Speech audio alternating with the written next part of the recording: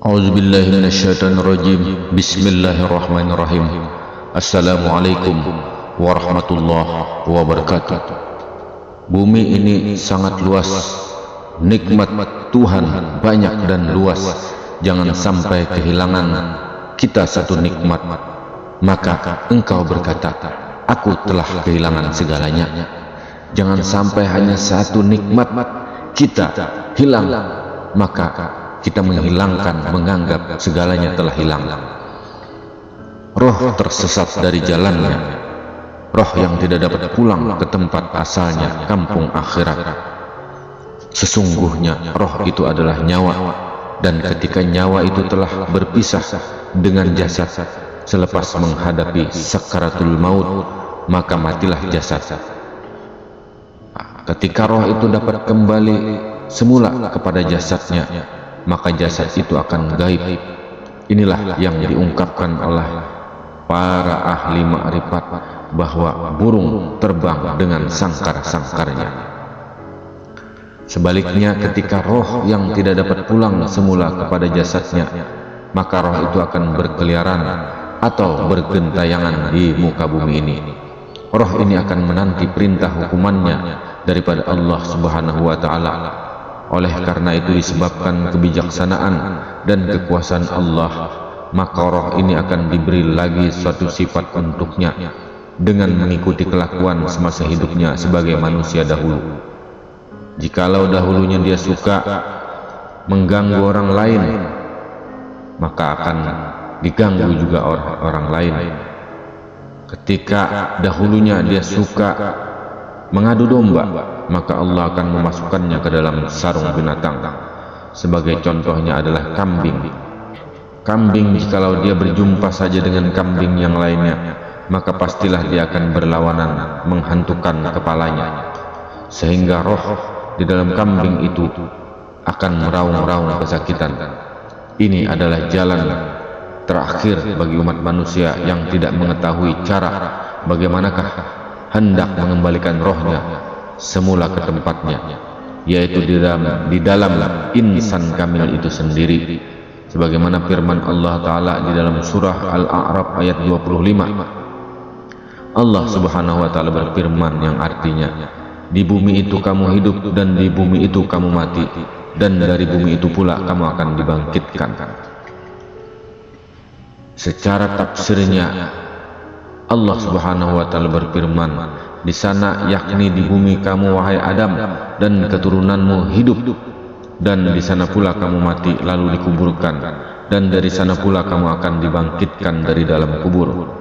Inilah dalil bahwa umat manusia yang mati itu akan dihidupkan kembali di muka bumi ini. Sebagaimana firman Allah Ta'ala di dalam surah Al-Waqiah ayat 87, yang artinya, kamu dapat mengembalikan roh nyawa itu kepada keadaan sebelumnya atau ke tempat asalnya jika kamu adalah orang yang benar. Surga itu adalah jikalau kita umat manusia ini dapat kembali kepada jasadnya semula, kembali dengan sempurna. Tetapi jikalau dapat kembalikan diri kepada rahasianya, maka inilah kebesaran, kemuliaan dan kesempurnaan yang sebenar-benarnya, yang hak, yang dikatakan sebagai insan kamil mukammil. Apabila tidak, maka kekalahan dia di dalam nerakanya atau sarung binatang itu. Oleh karena itu, sayangilah rumah atau jasad kamu itu. Janganlah dibiarkan dia hancur dimakan oleh cacing-cacing tanah dan anai-anai di dalam tanah itu. Hargailah dia selalu dan berikanlah perhatian sepenuh hati kamu kepadanya. Ini adalah karena kamu sudah memperolehnya dengan secara gratis, percuma daripada Allah Subhanahu wa Ta'ala.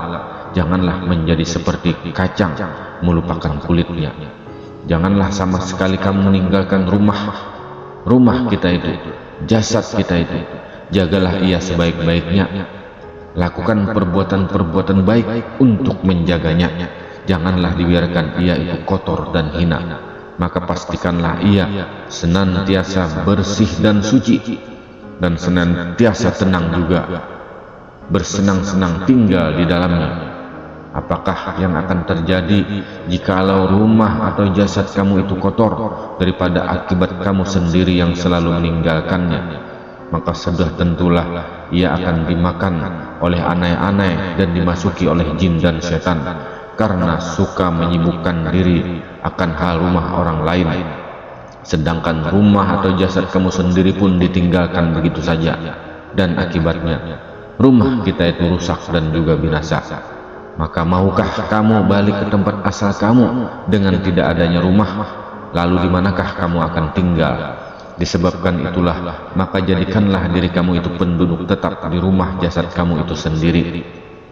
Bukanlah dibiarkan terus sampai adanya yang lain menumpangnya, pendatang asing yang membuat rumah kamu itu menjadi miliknya, dan kamu akan dihalaunya setelah matinya.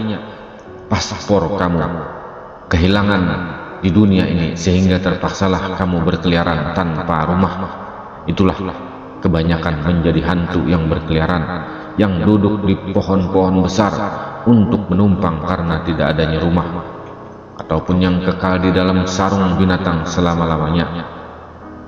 Wajiblah kita mencari guru yang hak, guru yang benar, yang sempurna, untuk lebih kita mendalami dan memahami dengan sebenar-benarnya. Tetapi bukanlah begitu mudah untuk menjumpai mereka di akhir zaman hari ini, karena mereka hakikatnya bersembunyi dan tersembunyi. Hanyalah kepada mereka yang telah mematikan keakuannya, menghilangkan dirinya saja, dan yang benar-benar bersungguh-sungguh sepenuh jiwa dan raganya saja akan dapat menjumpainya, yaitu guru yang dapat melepaskan syahadat kita.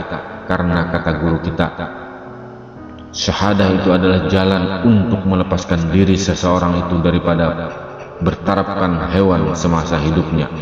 Maka lepaskanlah diri kita itu daripada bertarafkan hewan dengan mencarinya guru yang benar, yang boleh mengajarkan dan menunjukkan jalannya ilmu syahadat yang sebenar-benarnya kepada kita, ilmu kesempurnaan, ilmu ma'rifat. Sebab itulah syahadat itu diletakkan di dalam rukun Islam yang pertama, karena akan ditunjukkan ia sangat penting sekali sebelum yang lain-lainnya. Dan seperti juga Nabi Musa alaihissalam pernah memohon kalimah khusus daripada Allah subhanahu wa ta'ala, lalu Allah subhanahu wa ta'ala pun berfirman kepadanya bahwa sekiranya kalimah tauhid ini ditimbang dengan bumi di atas neraca timbangan, maka niscayalah kalimat tauhid ini akan lebih berat timbangannya daripada bumi.